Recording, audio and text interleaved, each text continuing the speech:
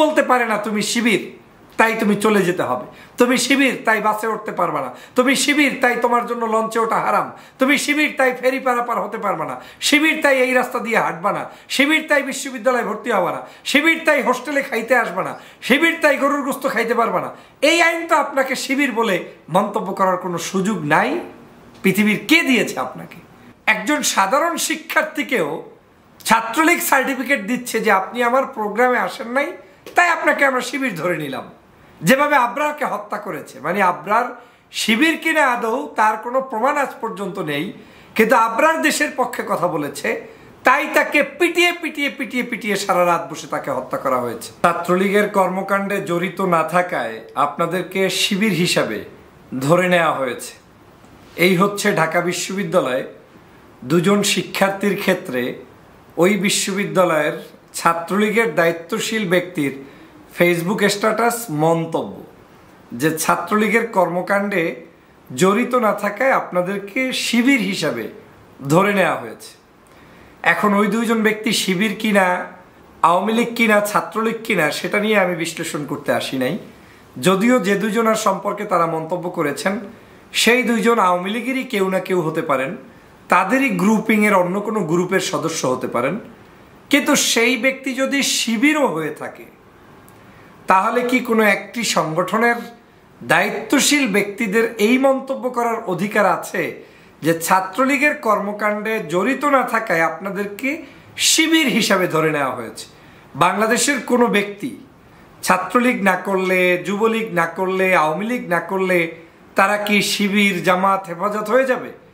অথবা তারা যদি জামাত, শিবির, হেফাজত, চরমনায় যা ইচ্ছা তাই হয়ে যায়, তাতে আপনার কি বলার আছে? বা আপনি সাংবিধানিকভাবে তাদেরকে দোষী সাব্যস্ত করার কি সুযোগ আপনার হাতে আছে বলেন?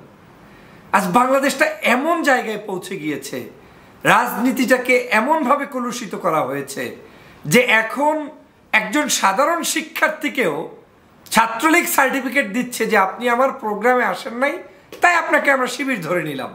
যেভাবে আবরারকে হত্যা করেছে, মানে আবরার শিবির কিনা আদৌ তার কোনো প্রমাণ আজ পর্যন্ত নেই, কিন্তু আবরার দেশের পক্ষে কথা বলেছে, তাই তাকে পিটিয়ে পিটিয়ে পিটিয়ে পিটিয়ে সারা রাত বসে তাকে হত্যা করা হয়েছে।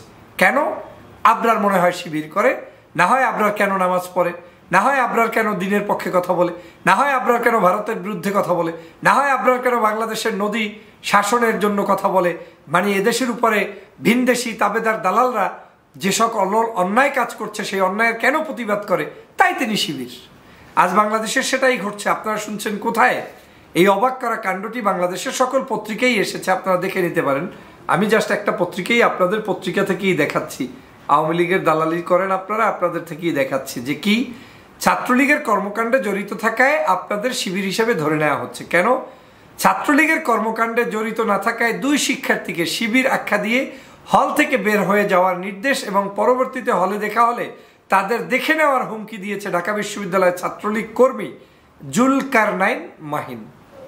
এছাড়া আরও দুই শিক্ষার্থীদের তাদের ট্রাঙ্ক ফেলে দিতে এবং হল থেকে বের করার নির্দেশ দেন ছাত্রলীগ কর্মী জুলকারনাইন ও কৌশিক হাসান পরশ। বুধবার 1 মে ঢাকা বিশ্ববিদ্যালয়ের বিজয় 71 হলের মিনি গেস্ট রুমে শিক্ষার্থীদের সঙ্গে এই ঘটনা ঘটান ছাত্রলীগ কর্মীরা। অভিযুক্ত জুলকারনাইন মাহিন ও কৌশিক হাসান পরশ বিজয় 71 হল ছাত্রলীগের কর্মী। মাহিন ব্যাংকিং অ্যান্ড ইন্স্যুরেন্স বিভাগের শিক্ষার্থী, অন্যদিকে কৌশিক হাসান পরশ উর্দু বিভাগের। তারা দুজন 21-22 সেশনের শিক্ষার্থী। হল ছাত্রলীগের যুগ্ম সাধারণ সম্পাদক আহমেদ ফয়সাল, সাংগঠনিক সম্পাদক শাকিরুল ইসলাম সাকিব এবং গণযোগাযোগ উন্নয়ন বিষয়ক উপসম্পাদক শফিকুল ইসলাম সুজন এই গ্রুপটি নিয়ন্ত্রণ করে। তাদের নির্দেশেই মূলত গেস্ট রুম হয়। দেখেন, বিশ্ববিদ্যালয়ের হলগুলো থাকার কথা কার নিয়ন্ত্রণে? প্রক্টর, তারপরে সেখানে মানে হলের প্রভোস্ট থাকবে, তারপরে হলের হাউস টিউটর থাকবে, তারা নিয়ন্ত্রণ করবে। সেটাকে এখন ছাত্রলীগ নিয়ন্ত্রণ করে সেই গ্রুপগুলো আবার এখন ছাত্রলীগের মানে কে করছে কি করছে না সেটা দেখে সিট বরাদ্দ হচ্ছে, তাদেরকে বের করে দেওয়া হচ্ছে। তার চেয়েও ভয়ানক, লোকটা আদৌ কোন দল করে কি করে না সেটা আদৌ প্রমাণিত নয়, কিন্তু যেহেতু আওয়ামী লীগ করে না, লোকটা শিবির করে, এই হচ্ছে তাদের সার্টিফিকেট। দেখেন বন্ধুরা আমার, তারপরে আপনি দেখেন তাদের অভ্যন্তরীণ মেসেঞ্জার গ্রুপের কয়েকটি স্ক্রিনশট এসেছে এই চ্যানেলের কাছে। স্ক্রিনশটে দেখা যায় রাত 11টার মধ্যে সবাইকে বাধ্যতামূলক মিনি গেস্ট রুমে আসতে নির্দেশনা দেওয়া হয়। গ্রুপের মোট শিক্ষার্থী 21 জনের নামের তালিকা দেওয়া হয়, তবে গতকাল গেস্ট রুমে 11 জন শিক্ষার্থী উপস্থিত হয়। অভিযোগ উঠেছে সাংগঠনিক সম্পাদক শাকিরুল ইসলাম সাকিবের নির্দেশেই মাহিন মেসেঞ্জার গ্রুপে এই নির্দেশনা দিয়েছে। অনুপস্থিত থাকায় আমজাদ মিয়াজি ও ইফতেখার হুদা মজুমদারকে গ্রুপে মেনশন করে জুলকারনাইন মাহিন লেখেন, আজ থেকে আপনাদের দায়িত্ব আর আমরা নিব না। ছাত্রলীগ কর্মকাণ্ডে জড়িত না থাকায় আপনাদের শিবির হিসাবে ধরে নেওয়া হলো। আজকের পর আপনাদের হলে দেখা গেলে পরিণতি খারাপ হবে। কি পরিণতিটা খারাপ হবে? পরিণতি খারাপ তো এই আবরারের উপরে যা হয়েছে তাই হবে। পরিণতি ওই বিশ্বজিতের উপরে হয়েছে যা তাই হবে। পরিণতি মানে যদি এরা সত্যি সত্যি আওয়ামী বিদ্বেষী অথবা আওয়ামী লীগ না করে থাকে তাহলে তাই হবে। আর যদি এটা তাদের গ্রুপিং হয়ে থাকে তাহলে এটা তারা বক্তব্য দিয়েছে বলেছে, হয়তো ভবিষ্যতে কিছুই তাদের হবে না, কিন্তু এই বক্তব্যটাই সম্পূর্ণ অযৌক্তিক, অনৈতিক। কেউ বলতে পারে না তুমি শিবির তাই তুমি চলে যেতে হবে, তুমি শিবির তাই বাসে উঠতে পারবে না, তুমি শিবির তাই তোমার জন্য লঞ্চে ওঠা হারাম, তুমি শিবির তাই ফেরি পারাপার হতে পারবে না, শিবির তাই এই রাস্তা দিয়ে হাঁটবা না, শিবির তাই বিশ্ববিদ্যালয়ে ভর্তি হবা না, শিবির তাই হোস্টেলে খাইতে আসবা না, শিবির তাই গরুর গোস্ত খাইতে পারবা না। এই আইন তো আপনাকে শিবির বলে মন্তব্য করার কোনো সুযোগ নাই। পৃথিবীর কে দিয়েছে আপনাকে? কিন্তু বাংলাদেশের মতো এই বর্বরিচিত কার্যক্রম এই বাংলাদেশেই হচ্ছে। এই রাষ্ট্রটাকে আজকের এই বর্বরদের কারণে দেশটাকে, সমগ্র দেশটাকে বর্বর বানিয়ে ফেলেছে। এখানে কোনো শিক্ষার মূল্য নেই, ভদ্রতার মূল্য নেই, যোগ্যতার মূল্য নেই, আদর্শের মূল্য নেই, ভালো মানুষের কোনো মূল্য নেই। মূল্য হচ্ছে কি, ওই আপনি যদি পা চাটতে পারেন, দালালি করতে পারেন, আওয়ামী লীগ করতে পারেন, তাহলে আপনার অনেক মূল্য। আজকে দেখেন অভিযুক্ত জুলকারনাইন বলছেন যে তারা যখন গেস্ট রুমে না আসায় ভয় দেখানোর জন্য আমি তাদেরকে শিবির বলেছিলাম। বাহ, এটা তো আরো মজার কাহিনী। বাংলাদেশে এখন কাউকে ভয় দেখাতে হলে শিবির বলতে হবে, ভয় দেখাতে হলে কমই বলতে হবে, ভয় দেখাতে হলে হেফাজত বলতে হবে। তাহলে এই কালচার, এই সভ্যতা কোত্থেকে আমদানি হয়েছে বাংলাদেশে? প্রিয় বন্ধুরা আমার, আজ আপনাকে আমাকে সচেতন হতে হবে।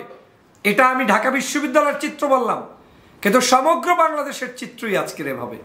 সমগ্র বাংলাদেশই এই ধরনের অন্যায় গৃহীত কাজগুলো চলছে, এই ধরনের অন্যায় অবিচার চলছে। প্রত্যেকটা বিশ্ববিদ্যালয় এখন ছাত্রলীগ, যুবলীগ, রান্দা বাহিনীদের দখলে এবং এই ক্যাডারদের দখলে, যারা সমগ্র বিশ্ববিদ্যালয়গুলোতে ধর্ষণের সেঞ্চুরি বানিয়ে ফেলেছে, অত্যাচার, জুলুম, নির্যাতন চালিয়ে যাচ্ছে। মেধাবী শিক্ষার্থীদের শিক্ষাঙ্গনে থাকার কোনো বৈধ অধিকার এখন আর নেই। প্রিয় বন্ধুরা আমার, সচেতন হতে হবে, প্রতিবাদী করতে হবে, সবাইকে জাগ্রত হতে হবে। দল আর আদর্শ মত ভিন্ন মানুষ বলে আপনি তার পক্ষে কথা বলবেন না, ওই ব্যক্তি জুলুমের শিকার হলেও তার পাশে দাঁড়াবেন না, সেটার পরিণতি ভয়াবহ থেকে আরো ভয়াবহ হবে। আজ বাংলাদেশের সমগ্র জায়গায় এই দলীয় দৃষ্টিভঙ্গির কারণে ভালো ভালো মানুষগুলোকে আমরা হারাতে বসেছি। যোগ্য শিক্ষার্থীগুলোকে শিবির ট্যাগ দিয়ে বিশ্ববিদ্যালয় থেকে বহিষ্কার পর্যন্ত করা হয়। আপনারা দেখেছেন পাহাড়ি অঞ্চলে গেলে ওই শিবির নাম ধরে তাদেরকে ধরা হয়। ওই কোনো ক্যাম্পাস থেকে কোনো ব্যক্তিকে গ্রেপ্তার করলে শিবির সন্দেহে গ্রেপ্তার করা হয়। এবং আরো মজার বিষয় কি, যে শিবির বলে পুলিশের কাছে আপনি দিয়ে আসতে পারবেন। যে মানে যেমন আমরা চোর বললে পুলিশের কাছে দেই, ডাকাত বললে দেই, দুষ্ট বললে দেই, শিবিরও একটা কি জানি একটা আতঙ্কের নাম, যে শিবির বললে পুলিশ একটা এডিশনাল একটা আইন দিয়ে তাকে অ্যারেস্ট করবে। হইল এটা কোনো কিছু? এটা কি কোনো বৈধতা? এটা কি কোনো ন্যায়সঙ্গত আচরণ? নিশ্চয়ই না। আসুন এর বিরুদ্ধে প্রতিবাদ করি, সমাজের সবাইকে জাগ্রত করি। সবাইকে ধন্যবাদ।